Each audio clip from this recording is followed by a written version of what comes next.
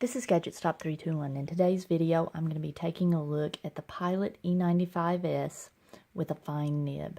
Now, this is the burgundy model. It's hard to see in my lighting, but the body of the pen is burgundy. The hardware is gold. The nib is a 14 karat fine nib, and the cap is kind of a champagne, just a beautiful, really smooth, but almost a pearly-like champagne color. When I saw this pen, it was love at first sight. This was the first next level pen that I bought for myself, and I got it pretty early on in my fountain pen hobby. It was the first gold nib pen that I had bought. It was the first pen that cost more than $100. And I had never spent anywhere close to that on a pen before. But it was just such a beautiful pen. I like the style of it, that vintagey look. One of the things I noticed when the pen came in is how light it was.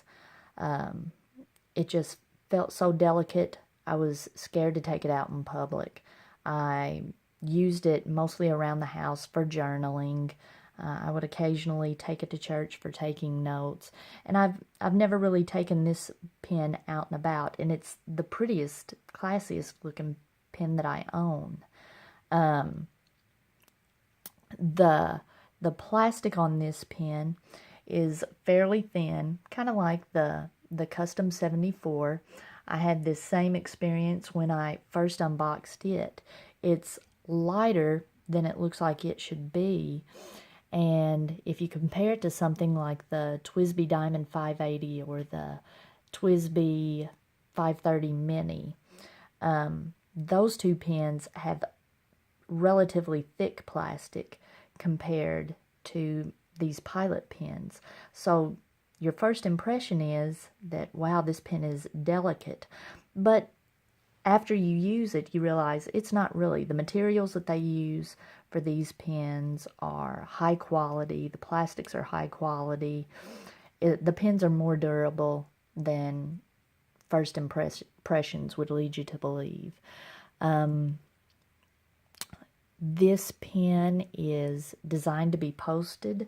You notice that it's an unusual design. The body of the pen is shorter. It's got this really long cap, and it's a fairly small pen when capped, but when you post it, and look, it's got this very satisfying capping or posting mechanism. It's already posted, but listen, it snaps on there very securely, and you've got a nice, classy, full-size pen. And also, when you cap it, it caps really securely with that same satisfying click. So,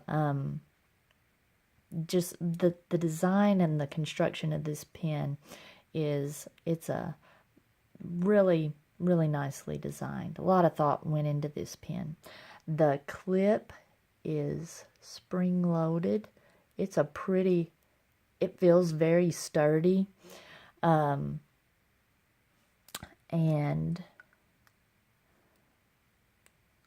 let's see. One of the things I was expecting, you always hear about gold nibs being softer than steel nibs. That's one of the things that surprised me with this pen. It, at least in my experience, doesn't feel as soft. Really, I didn't notice any difference. I was surprised. I was expecting to feel a difference comparing this to the steel nibs that I had used, and I don't feel a difference. Oh, I've had this uncapped. Let's see.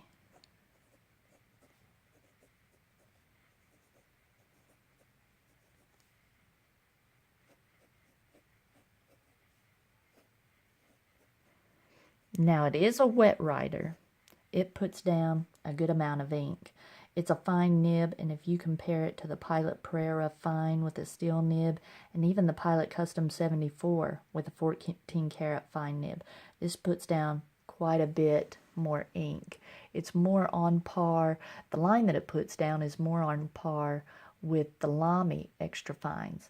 Now the Lamys put down a broader line just because the nib is broader. That extra fine nib on the Lamy is broader than the Pilot fine nibs. The reason this is putting down a darker line is because it's just putting down that much more ink. Now, let's see.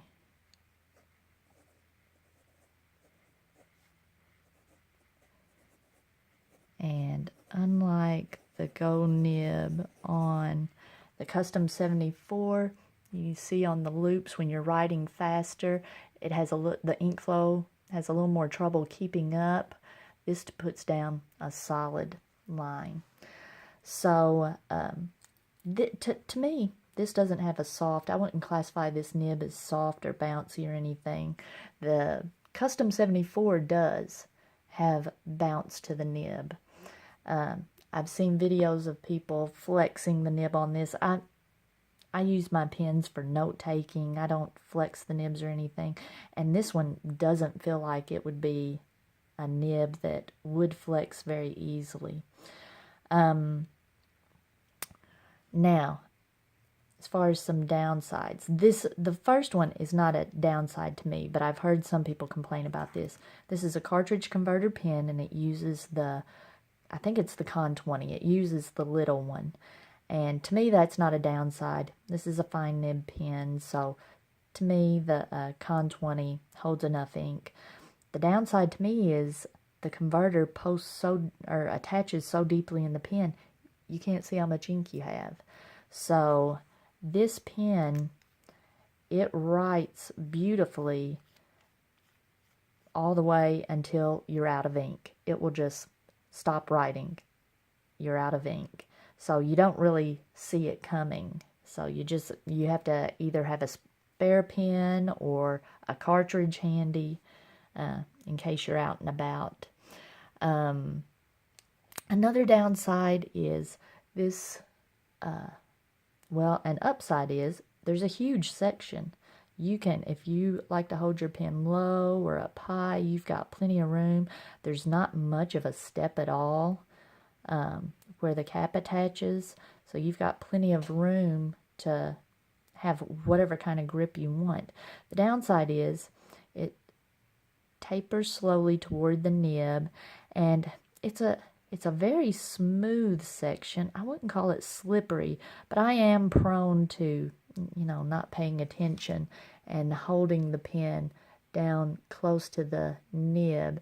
And if you touch it anywhere, there at the seam, you're going to get ink on your fingers. So that's just something you have to watch out for, and just, not hold it near the nib.